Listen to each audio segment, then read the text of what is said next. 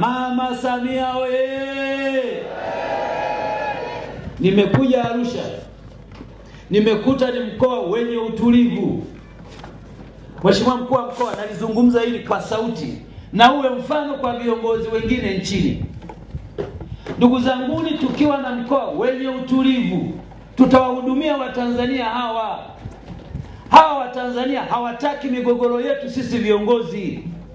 Na wakati mwingine migogoro tulionayo ni migogoro ya maslahi binafsi. Tumeacha kuwahudumia wananchi, tunashughulikiana.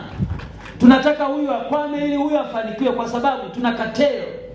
Mkoa wa Arusha, nimekwenda Monduli jana, wanaungana. Nimekuja hapa Longido, wanazungumza lugha moja. Mheshimiwa mkuu wa mkoa, hongera sana. Endelea kusukuma hivyo.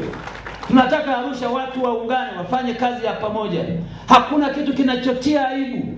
Unakuta kiongozi umepewa nafasi mahali fulani, ama wewe una cheo mahali fulani, badala ya uzungumze shida za watu, unazungumza watu, huyu kwako mbaya, yule mbaya, huyu mbaya. Wewe ukiulizwa uzuri wako huna cha kuonyesha.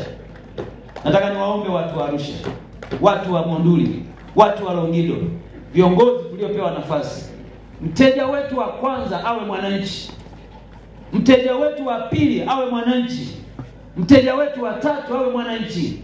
Hawa wananchi ndio wanatupa uhalali wa sisi kuitwa viongozi. Ni kwa kodi zao tuko hapa. Ni kwa sababu wanalipa kodi tujenge nchi yetu. Maono ya viongozi wetu wakubwa, rais wetu na wasaidizi wake, makamu wa rais na waziri mkuu na viongozi wengine, wangependa kuona tunawaondoa Watanzania kwenye umaskini. Hatuwezi kuwaondoa Watanzania kwenye umaskini tukihubiri chuki na migawanyiko miongoni mwetu. Nimesimama hapa nikizungumza kwa sababu nimeona mfano mzuri Arusha. Kwenye wilaya mbili nilizokwenda, watu wameungana, wanazungumza lugha moja, chama lugha moja na serikali lugha moja, kumhudumia mwananchi apate maji, apate umeme, apate barabara.